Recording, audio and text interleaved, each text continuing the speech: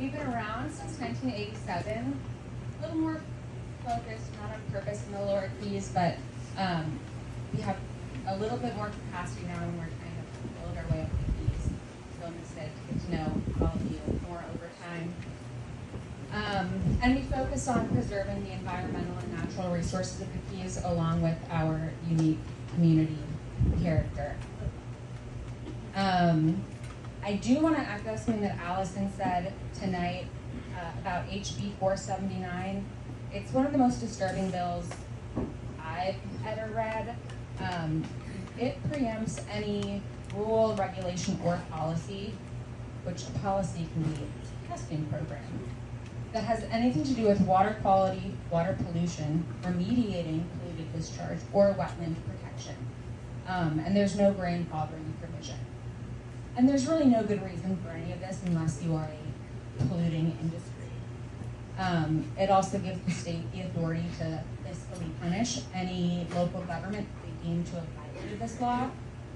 For instance, if a local government carried out water quality testing, that might mean that you lose state funding.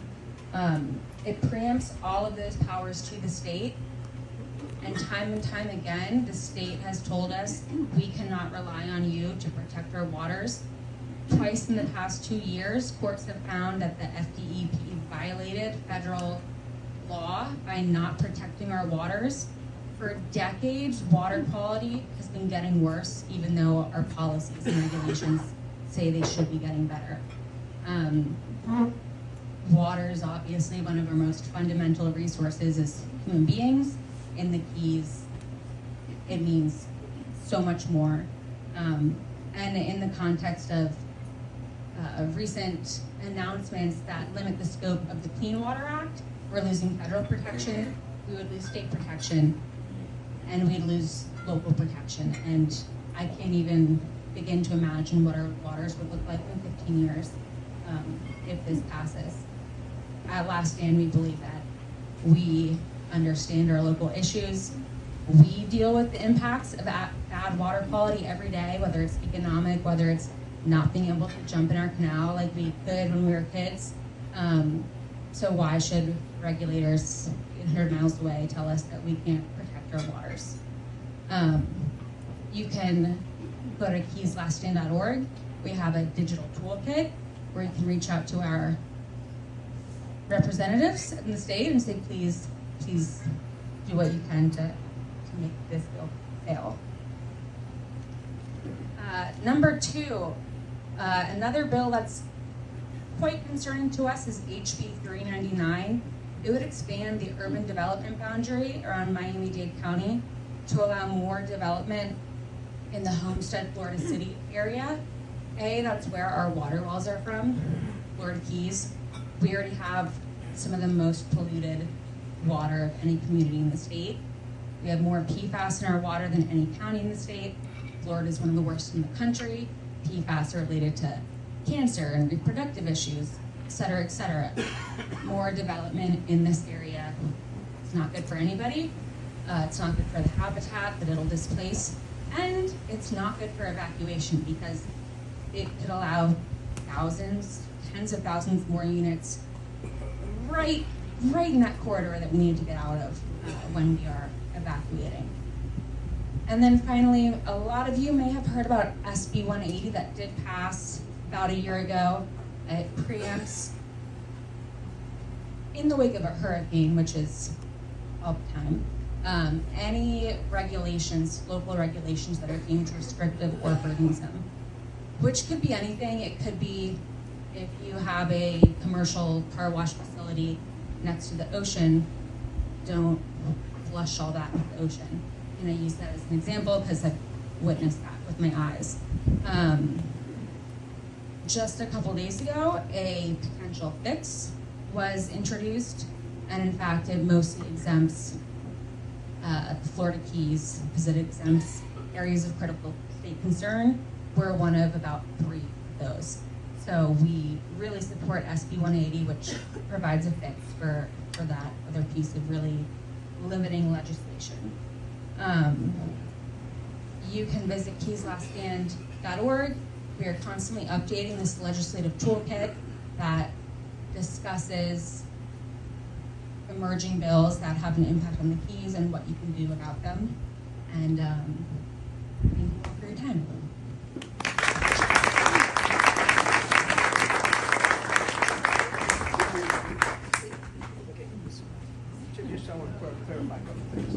So all of you, I think most of you know me as Jim Mooney. I'm your state rep. So a quick clarification on a couple of things which are concerning. But as vice chair of the State Affairs Committee, all silos that come into purview for the State Affairs Committee, we have silo meetings. And so what we do with silo meetings, we discuss bills that are posturing. I will tell you that the water management districts is dead, just so you know. That's not going to happen. We've already had that conversation in the silo. Unless on the very last day, in the 9th hour, something comes up, which will, of course, we can jump on that real quick on the floor. But, you know, some of these bills, when you see bills pop up, that's because somebody has a vendetta, most likely. That's usually what it boils down to. I hate to be like that. That's reality. I'm just a normal guy. So take a deep breath on that one, because I promise you that it's been discussed, and I have found zero support for that within the State Affairs Committee. So even if it progresses through one stop or 2 stops, it's probably not going to make it to the floor. Just because we already discussed it. It's a terrible bill. Bottom line, it's just a terrible bill. On the SB 180. A lot of people think that, okay, this is terrible. So yeah, so I spoke with the senator last year after it passed. I'm going to give us carved out. Nick DeCiblia, he's a senator out of the West Coast, is working on that to carve us out. It wasn't meant to be what it looks like today. But remember what happened in SB 180 for us was that if we didn't stick in our ROGO issues into 180, we would have gone to the cabinet with 0 parameters. 0 parameters on all the development rights. You may have ended up with 10,000 permits in Monroe County without taking any of the single individual lots out of the picture. That was a real possibility. So we had to make sure that what we did, and my bill, which is heard on the floor, but was never heard in the Senate. And we had to start playing the games that politics are all about.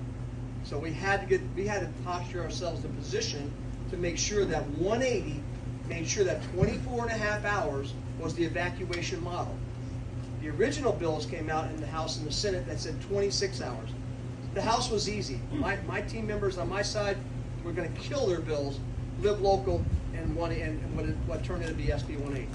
So SB 180, the reason we voted for that bill was not because of what it does out there somewhere, but because we had to protect us, Monroe County, from the potential of having uncontrolled growth with 0 parameters. We could not let that happen, because if it went to the cabinet, which the cabinet meeting is tomorrow, or next day after tomorrow, 17th, whatever that is, 17th, if it had gone to the cabinet meeting without any parameters, they could have approved Monroe County's allocations at any number they choose, any number. So we ended up with 900 permits over 10 years, of which the county, and I applaud them for putting in that 60% of those 900 have to go to affordable housing. That was the pitch on the floor. On the House side, again, on the Senate side, unfortunately, that bill was never heard. It was never allowed to be heard. There was a contradiction in philosophies in the Senate. Not from our senator. Our senator did the best she could. It was a little higher up the rankings. So I just wanted to clarify some of that. So don't worry about the water management districts. That's just not going to happen. That's a terrible bill. We all agree with that in our silo meeting. I appreciate the rep that put it forward, because we always appreciate what reps put forward. But at the end of the day, bad bill is a bad bill, no matter who files it. Just so you know. So I just want to clarify that real quick. And SB 180 will be codified day after on the 17th. I saw the thing from the governor's office that is exactly verbatim what was in that bill. And that means we'll have 900 permits issued over 10 years. They'll be allocated out based on population. Monroe County, obviously, unincorporated, is the highest population. Key West doesn't get much out of it at all. A couple of things slipped through the cracks that we're working on there, but it will not be devastating. But if we had not agreed to 180, mark my word, it would have been horrific. And as a lifelong resident of Florida Keys, I could just not let that happen. Just couldn't let it happen. So I just want to clarify a couple of things because I probably won't be here much longer. I have to go eat dinner. It's cooked. But anyway, these guys are great people, and I appreciate everybody here. But never hesitate to call me. Never hesitate to call me, please. Most everybody here has my personal phone number. Welcome to call me. I'm not afraid to talk to anybody about any subjects. And I'll lay it out for you in real fact forms. So thank you again. Thank you, Jim. Thank you.